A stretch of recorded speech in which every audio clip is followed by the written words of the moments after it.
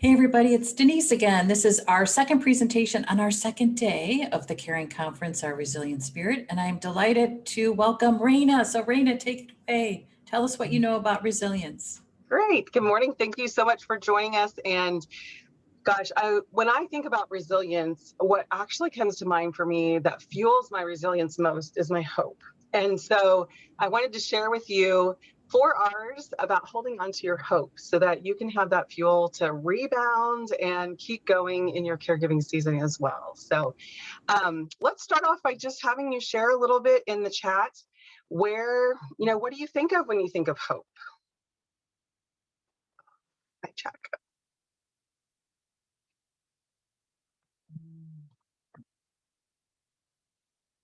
When you think of hope, what comes to mind for you?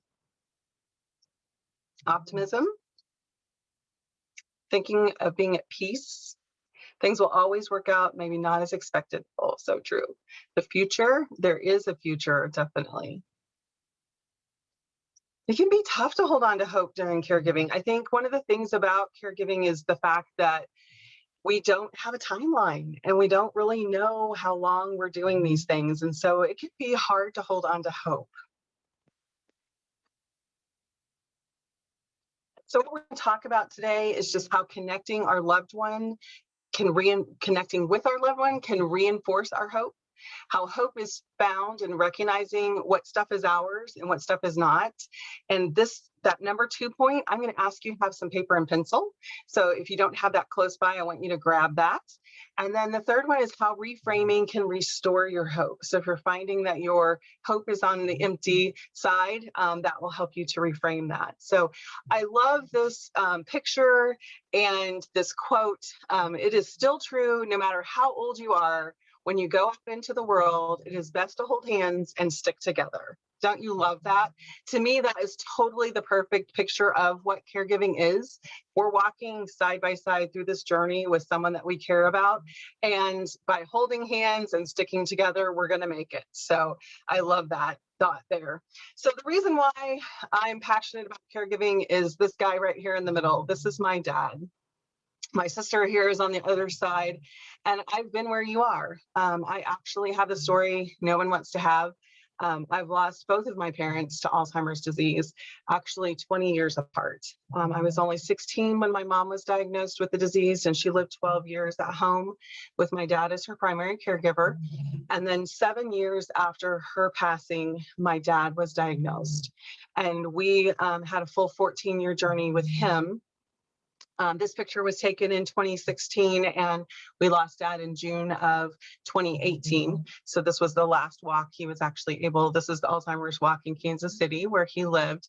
And our family walked for over 20 years together, just to raise awareness and for us as a tradition, to just really be a part of an organization that was supportive and is doing that important research that will impact my sister and I am sure. So that's my dad. And then a little more about me. You probably heard Denise and I talking a little about life on the farm.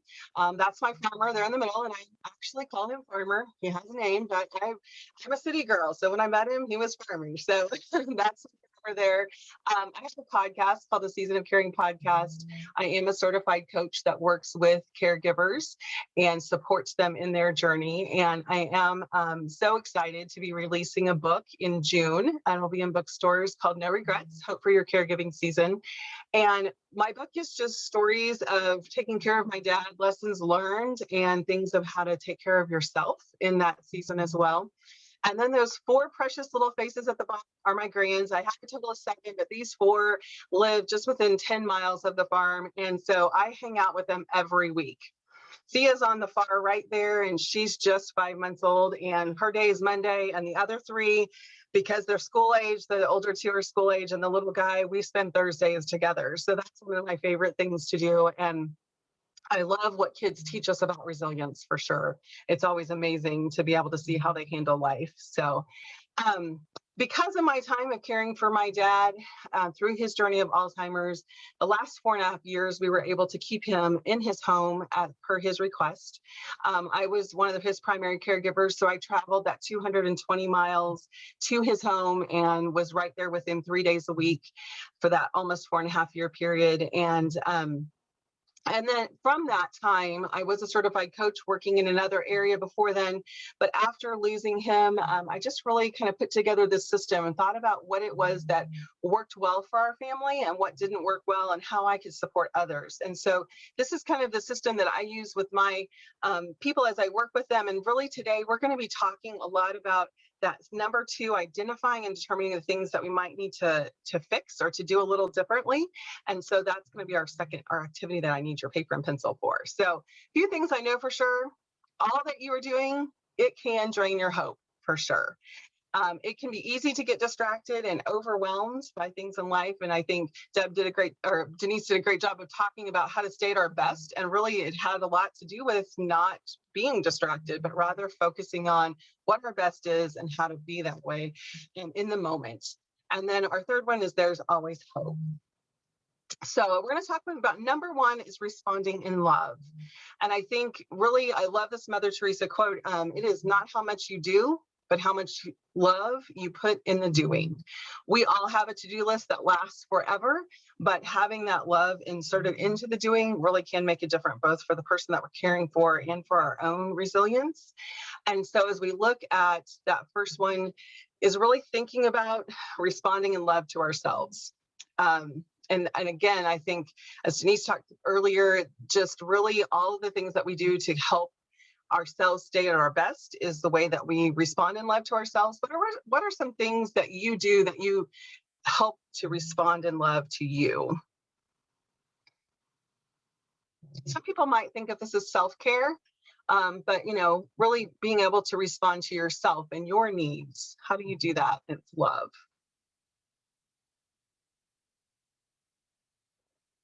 Give yourself white space to think. So important, Barbara.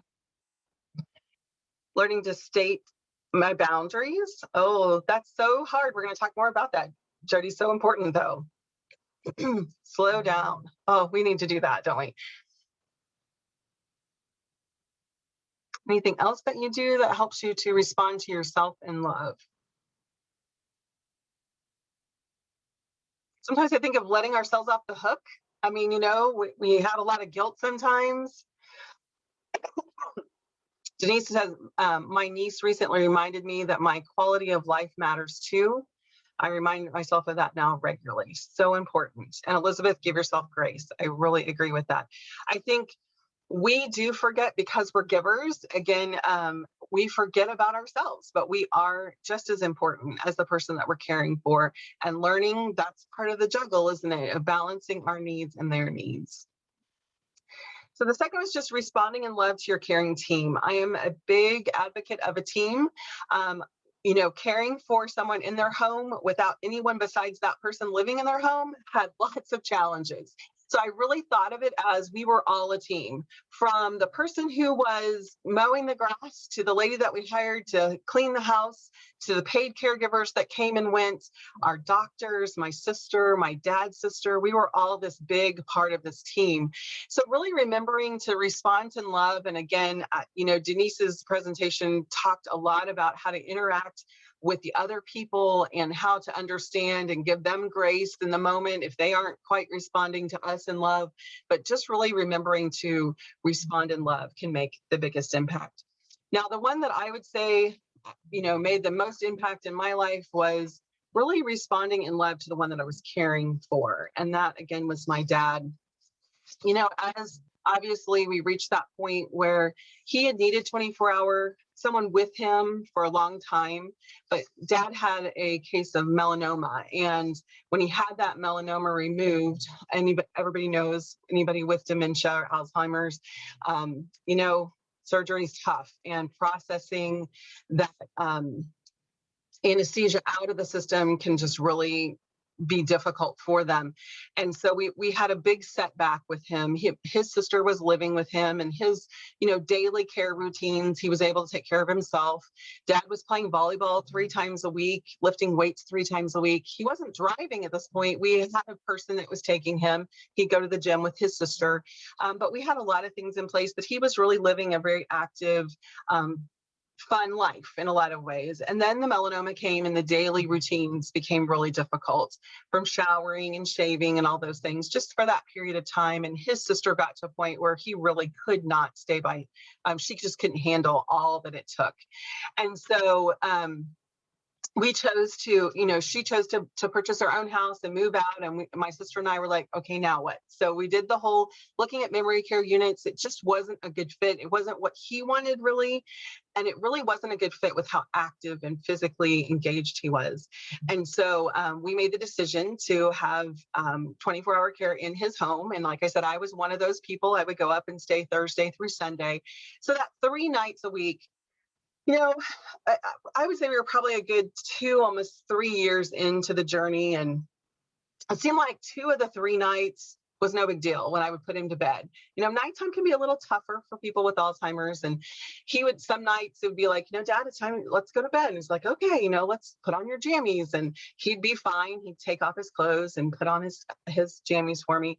Dad was incontinent at night. And so it was really important that we get the nighttime brief on him, because it was a mess in the morning to clean up, even with the brief, but without the brief, it was beyond a mess. And so it was really important that we did that nighttime routine. And it seemed like 1 night a week, it would just be so difficult. And Dad had a bathroom right off of his bedroom. And I just kind of stand in the doorway of the bathroom and just keep asking, Dad, can you take off your pants? Or can I help you with that? Or just ask him over and over again to try to change out of his clothes and get ready for bed. And he, some nights, just didn't want to do that. And so I would just kind of engage a little bit, back off a little bit, engage a little bit, back off a little bit, but kind of keep him there in that bathroom. And honestly, this could go on for an hour to an hour and a half sometimes. And so we had one of those nights, and I came home the next day, and Farmer and I were talking, and I was just like, I don't know what else to do. I'm so frustrated. I don't get what the difference is between one day and the next. There's always these things you're trying to figure out, right? When you're dealing with a disease like this. And my husband said to me, he said, Raina, what would happen if you just gave your dad a hug and told him that you loved him? He'd hit me. That's what happened. He would hit and he would cuss, not a lot, but especially in those frustrating moments, he would. And I'm like, no, you don't even know what you're talking about. You're not there. You haven't been there. That's all my thoughts. I didn't say those things. I was like, oh, well, I don't know. And so the next week, here I was standing in the doorway again, having the same conversation, and Dad was starting to get more and more frustrated. And I was like, what am I going to do? And I hear the farmer's voice in my head, what if? And I thought, well, what do I have to lose? So I just walked up and I wrapped my arms around my dad and just held him. And of course, he just stiffened up, clenched those fists. And I just held on to him and I just said, Daddy, I love you. You're okay. And I just rubbed his back. I just talked gently to him. And I said, Daddy, you're okay. I'm right here. I'm here to help you. You're okay. And just held on. And as those fists kind of relaxed a little bit and his shoulders went down, and he eventually wrapped his arms around me and gave me a hug back. I just held on for a while and just continued to just remind him that I loved him and I was there to help him. And eventually I dropped my arms, I stepped back, and he looked up at me and he said, what do you need me to do? And I said, I just want you to take off your pants. It's just such a funny thing to say in such a touching moment. But the thing that was amazing was he did. And from that point on, each time I found him in a place of frustration or lack of understanding and my frustration level rising, I would reach out in love and just hold his hand, touch his back, embrace him until he was ready for a hug. But just remembering to come into that moment with him in love really did make all that I was doing so much easier, because not only did it change my thought from I need this done now, but to my dad, who was the whole reason why I was there, took me out of the moment of the to-do into the being. And so just want to encourage you in that, to look for those opportunities to respond in love, and make sure that you know where your focus is, so that you're able to engage them with that. So number 2, this is where I need you to have pen and paper. I want you to recognize your responsibilities. Ian Tomlinson said, people are going to make unreasonable demands. That's what people do. But here's the thing. Just because someone asks you to do something doesn't mean you should do it. So much wisdom in that, and totally along with what Denise presented earlier of just really understanding they can ask. It doesn't mean I have to say yes. So as we look at our second one, we really want to do some thinking about all the things that are being on your plate or in your brain really right now. So as we look at being able to keep our resilience going, part of that comes with taking some time to really think through what we need to do. So what I want you to do is we're going to take about 4 minutes, and I'm going to set my timer, and we're really going to wait 4 minutes for you to go through all the things that are on your mind, any concern that you have that's weighting you down right now, because I'm so proud of you, number one, for being here and taking this time, because we all feel like we don't have enough time in life. So I want us to stop and really start to kind of get out of our heads all the things on paper, whether they're caregiving tasks, it's grocery store, it's walk the dog, it's healthcare concerns, family struggles, just budgeting issues, all of those things. I want you to take some time and just dump them all on a piece of paper. So I'm going to set my timer for 4 minutes, and let's do it.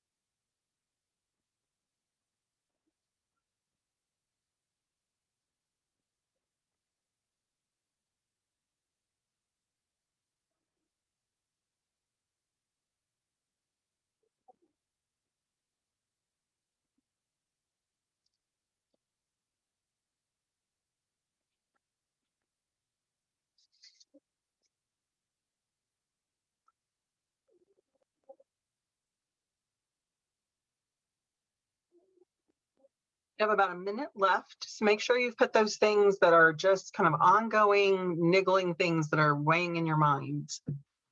Maybe not a to-do, just things that are taking up brain space, emotional energy.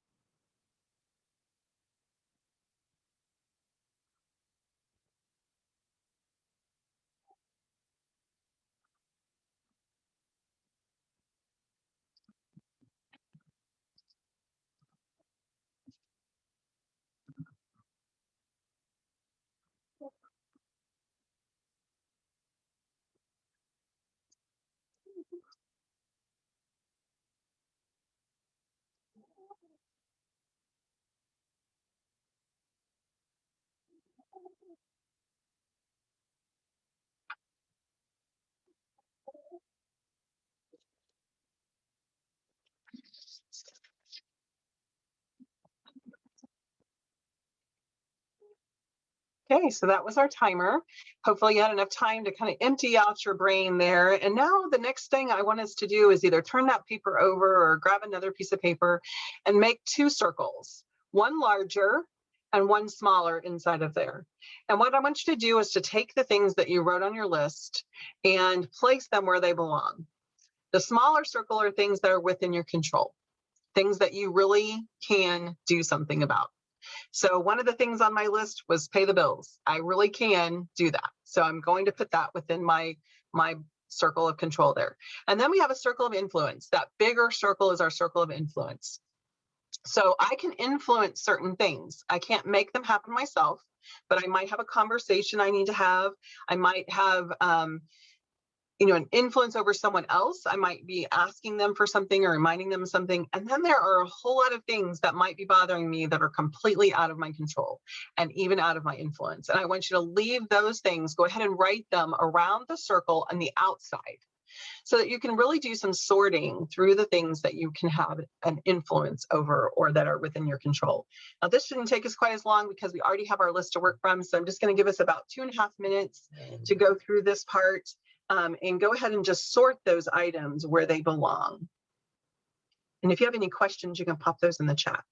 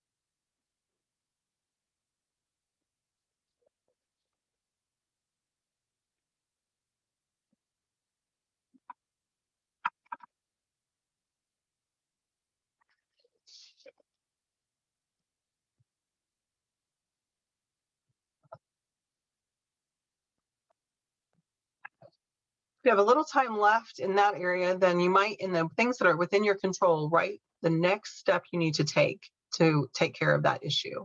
So just one simple thing, next step. So if I'm going to pay the bills, I need to gather the bills and schedule time to do it. What's my step?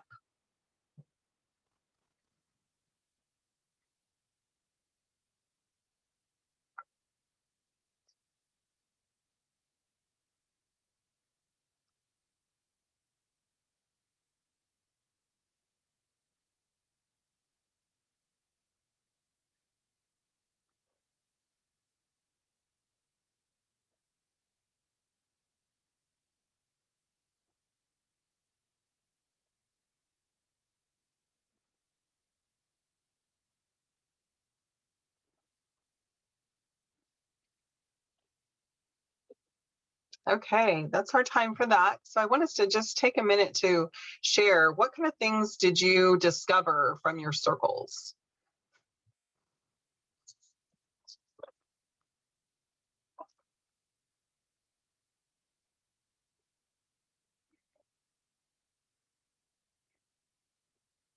So many of you busily writing. Okay, there is in my control, more in my control than outside of it. Good. Barbara, does that feel good or does that feel overwhelming? Jody said she had a few that overlapped. Okay. Mixed. Yeah. I can see how you'd feel that way. I created 2 columns, my concerns and whether I'm resolving. I'm resolving my concerns, which brought me comfort. Good. I'm glad that you have found a way to do that, Denise.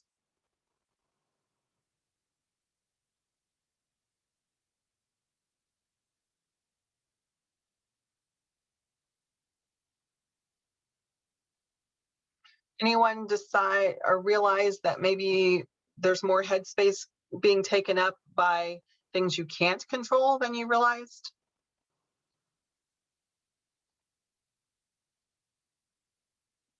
I think it's Marilyn said some of my no control, I actually have some tweaks that could help to have some control. Good.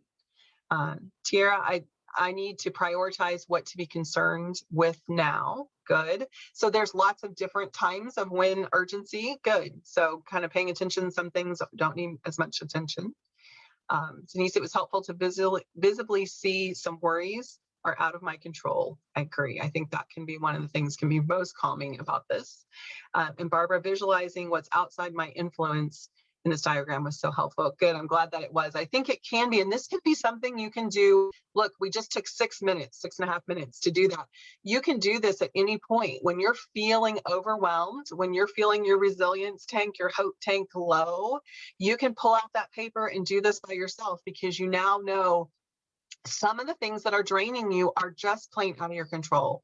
Whether or not your mom and dad do what you ask them to do is outside of your control. You can influence it a little bit, but really even thinking about their personality might mean that you can't influence as much as you think you can. So really being honest with it, you can pull a paper out and do this at any point. So I love to be able to equip people with this simple activity just so that they can then use it again later. So the visual diagrams make me to draw people into my circle to help. Oh, I love that, Jen. Asking for help when you see your circle that you're just influencing it to say, come help me influence those. Come help me have an impact on it. That's such a great insight. All right. So we've talked about holding on to hope. We've talked about responding in love. We've talked about finding our responsibilities. And now we're going to talk about reframing hope. So reframing is a coaching term. It means really changing the conceptual and emotional viewpoint in relationship to a situation that's experienced. So it's placing it in a different frame that fits the facts. If it's a concrete situation, equally well, therefore changing its entire meaning. I don't know if any of you have ever had this experience, but I found as we were cleaning out my parents' home, I found some paintings that my mom did when she was in high school. I had no idea. And so as I unrolled them, they were so beautiful. I took them to the store. I decided I wanted to frame them and put them in my family room. And we laid out the different colors of frames and mats. And each one brought out something totally different in that picture. And so when I think about reframing, that's what I think of is how what I put around the thing dictates what I notice about it. It doesn't change it. The picture was the same, but it changed what I see, what I notice. And so reframing can be a really powerful tool. And what I'm going to share just a few pages from the end of my book where I reframe these specific situations. So this is my life. At 16 years old, my mom was diagnosed with Alzheimer's. My dad took early retirement to care for her in his home. I was able to come back and offer support to him. So we fed my mom probably the last 7 years of her life, bathed her, took her to the restroom. She died when I was 28. My dad was diagnosed 7 years later. As his disease progressed, then my husband and I made the decision for me to be a part of going and staying with him so he could stay in the home, taking care of his needs, bathing, and all of those things. My dad passed away and I had grief, significant amount of grief to deal with from that. But through those events, then I've reframed that and I included that here at the end of my book. So I'm just going to read that for you here. Being able to evaluate the heartaches that came through my season of caring has actually helped me to find hope in the way that the Lord has helped me grow through these experiences. He's allowed me to exchange the heartache for hope and for other things that have come out of the season of caring for my dad. I put together a list of heartaches that I've exchanged for the beauty of hope, and I hope that this can show you that you can do the same. Hope after my mom's terminal disease or diagnosis, building a closer relationship with my dad. Hope after watching my dad give up his job to stay home and care for my mom, learning what sacrifice really looks like. Hope while my dad cares for my mom for 12 years in their home, watching true love lived out. Hope after feeding, bathing, and caring for my mom's physical needs when dad would let me, developing the ability to see someone's needs without her being able to verbalize them. Hope after burying my mom when I was only 28, seeing my mom through the eyes of others at her funeral. Hope for life, even when my dad was diagnosed with Alzheimer's 7 years after losing my mom. I'm valued and important to God, even when the unthinkable happens. Hope as dad's disease progressed to needing 24-hour care, experiencing my husband's love and sacrifice shining through for my family and me. Hope after we decided to keep dad at home, growing a beautiful friendship with my sister. Hope while clearing up urine, poop, and blood after accidents, stepping into dad's needs and putting aside any discomfort of my own. Hope after burying dad 20 years after mom, realizing I've loved him well, walked him all the way home, and have no regrets. Hope while grieving the journey, a heart to serve others as they walk their parents home. There is always hope. So as you hear those events and how I was able to reframe those, what comes to mind for you? Are there things that you need to reframe in your caregiving journey right now? Anybody want to share anything that came to mind?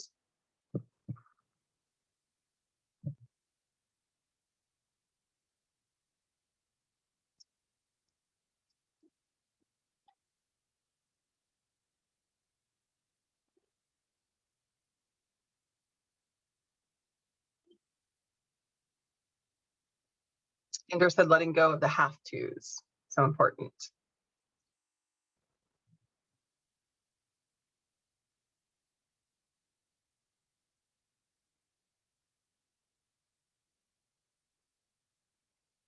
Barbara said, as an active caregiver, I'm lucky to have the chance to live with no regrets. Do now, so I won't regret later. Totally message. It's not a process of saying, there's never anything I wish was different. It's saying that as I look back on what I did, through the process, I made changes while I was walking through it so that I can look back and be thankful, be intentional during that season, and there won't be regrets later. So important. Respect to everyone's choices, especially those who make choices different than mine. So important because everybody does, it doesn't fit. There is not one size fits all. And even as as a family, you have to make the best choices for your family. And it's so important that you at least realize you have choices. I think so many times their life is happening so quickly that we don't realize the choices that we have. Acceptance. Reframing does help us with that for sure. Tony, I decided when taking care of my mom to love and celebrate her every day. So important. Marilyn had reframing is such a good idea. It really does help us. We have to make sure when we're reframing that we're not putting on rose-colored glasses, as they say. We're not being a Pollyanna about the situation. We are looking at the true situation. This is what it is. But the way that we come about it, the way that we view it, can help us find hope and can help us to be more resilient in the situation.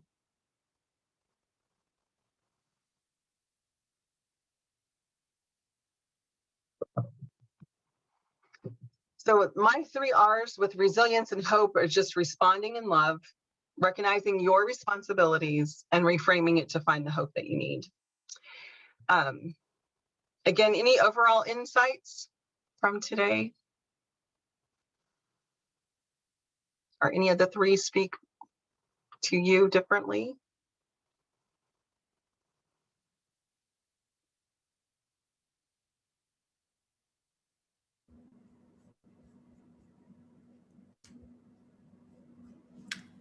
Wonder if anybody is struggling to reframe a situation. feel free to share in the comments or unmute yourself. And Raina, I'm going to volunteer you to help them reframe Okay. what might be a challenge.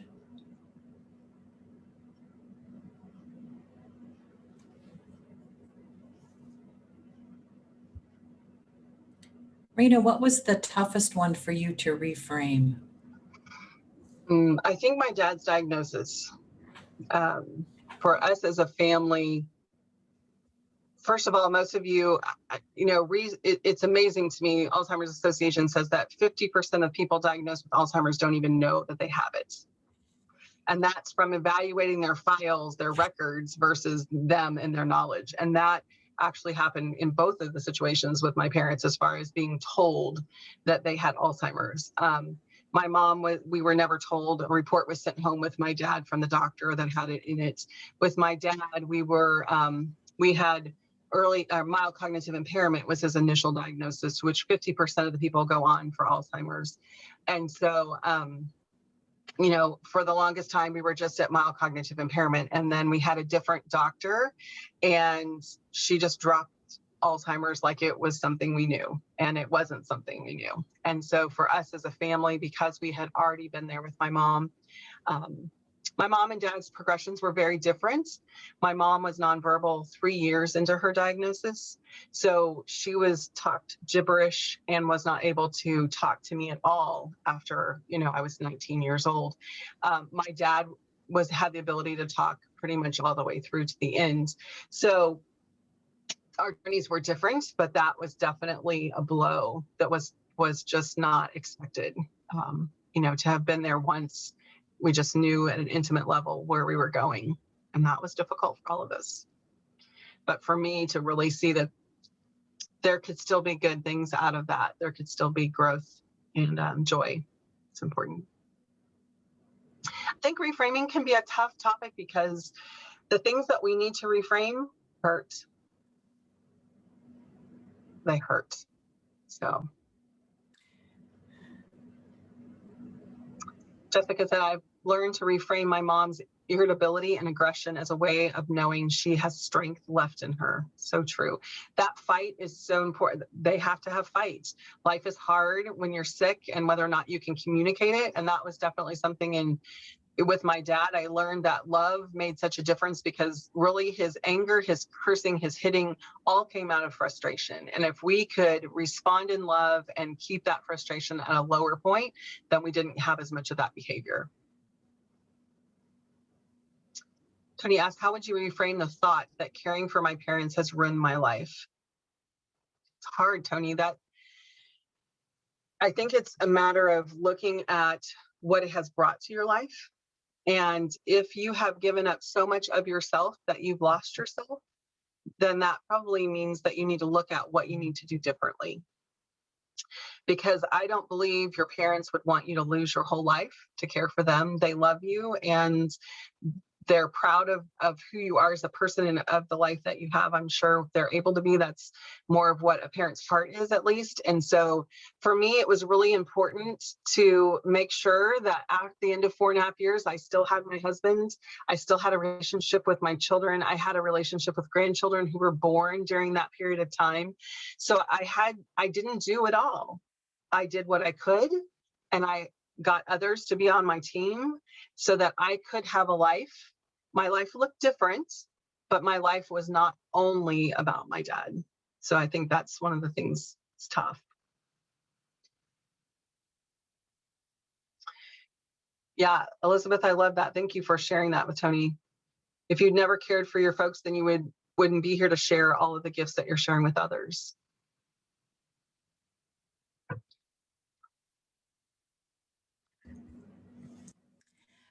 Raina, I wonder if you could talk a little bit about your experience as a teenager with your mom's diagnosis.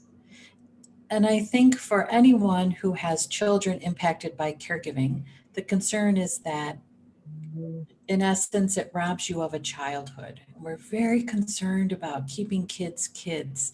I wonder if you could share a little bit about your perspective around your childhood and reframing how you stayed in that childhood. You know, I don't know that I did. I think I was always a more mature person. I'm the baby of the family, and most people would never know that, just the way that I've handled life. So I did feel like I grew up faster, but I grew up faster because I was trying to catch up with my sister. So my sister was actually out of the house by the time my mom was diagnosed. For me personally, it was a process of learning and understanding that some of the behaviors that were confusing and hurtful, because most people are not diagnosed when they first start showing signs. So probably 2 to 3 years before some of the inconsistencies in my mom's behavior, it made sense. But for me, I think my dad did a wonderful job of saying to me, because in that process I was like trying to make a decision about college. Excuse me. And there was a college 45 minutes away that I was interested in, but there was a college 3 hours away that I really wanted to go to. And my dad knew that. And my dad had that conversation with me. He's like, Raina, I've got your mom. You go and live your life and be who you need to be. Go where you want to go. I'll take care of mom. And so I'm very thankful for that, because I would have been that giver who took it all on myself. And I would have probably, I was really leaning towards going closer to home so I could be back home and be with them more. So I think, it is, I guess the way I look at it is I wouldn't be the person I am today if I didn't have that experience.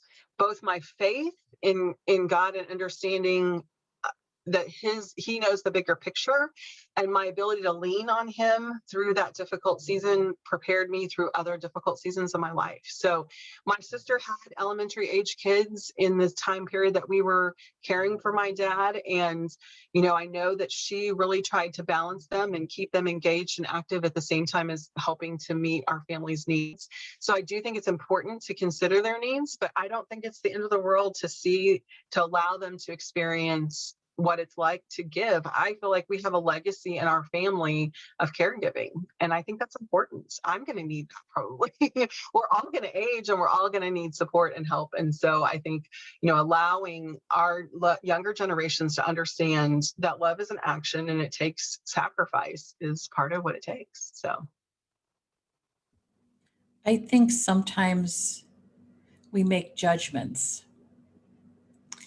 And what you just described is the ability to have a conversation rather than jump to a judgment. And I'm wondering if there's a judgment that you've made about your life that you've reframed.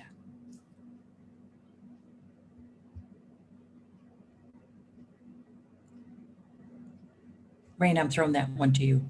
I'm wondering. That's okay. Yeah. I was thinking you're like someone else. A judgment. Well, I think, there is the judgment of quality of life. Trying to think of how to say this in a way that, I think many people look at someone like my mom who was nonverbal, and her life existed of our home, and she was very uncomfortable. She didn't leave the house for the last 3 years of her life, but she was very joyful. And she could sit and hold my hand, and we could sing songs together, and she could pet the dog. And that's all that her life held, honestly. My dad and the caregiver and I and my sister, those were the types of things that we did. But she still had joy, and her life was was valuable. And I think the same thing is true. My dad showed a whole different side of that. We played ping pong a month before he died.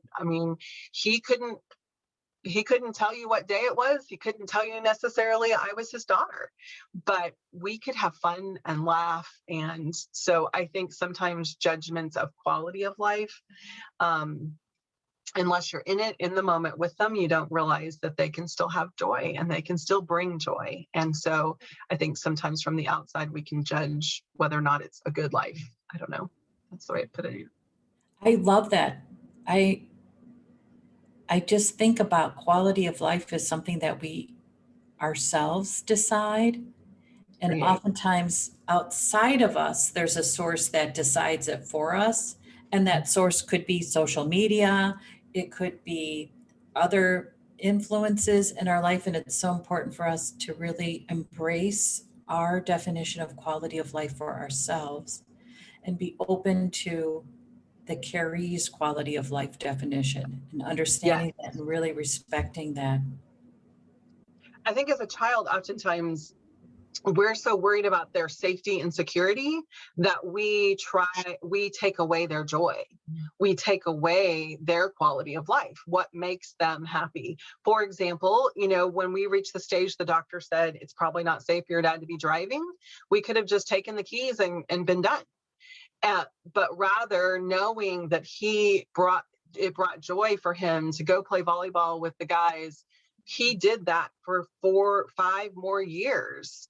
And so it was something that we could provide for him to keep his joy and to keep his quality of life, what was important to him. We kept him safe, but at the same time, I think sometimes as children, we have a tendency to just want to close them in and protect them, right?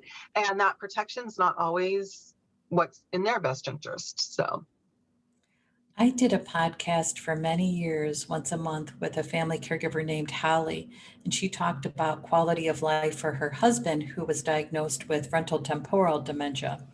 And he was a bike rider, and he would love to ride his bike. The challenge was sometimes he would fall off his bike.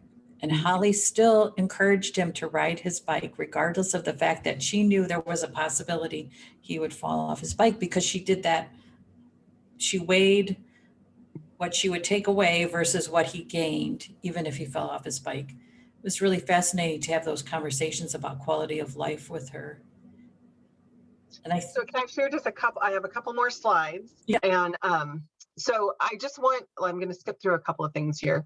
I do want to just offer, if you're a person who's looking for someone to support you through this journey, really, if you're determined to care well and have a life at the same time, if you're ready to invest in the support that you need to do that, and you're willing to do some things differently to get peace, I would love to talk with you.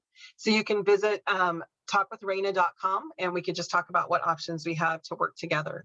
The last thing I wanted to offer is 2 free chapters of my book. You can text HOPE to 855-297-8377.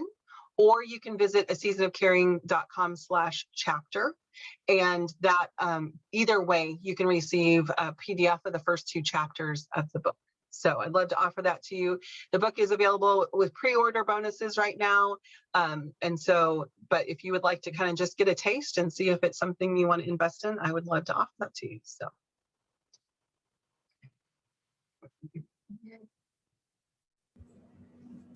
okay. Any last questions for Raina before we close? And I love the idea about really this reframing of quality of life. And that quality of life is a definition that changes. It does. We have many definitions. And it's so important for ourselves to give ourselves permission around quality of life.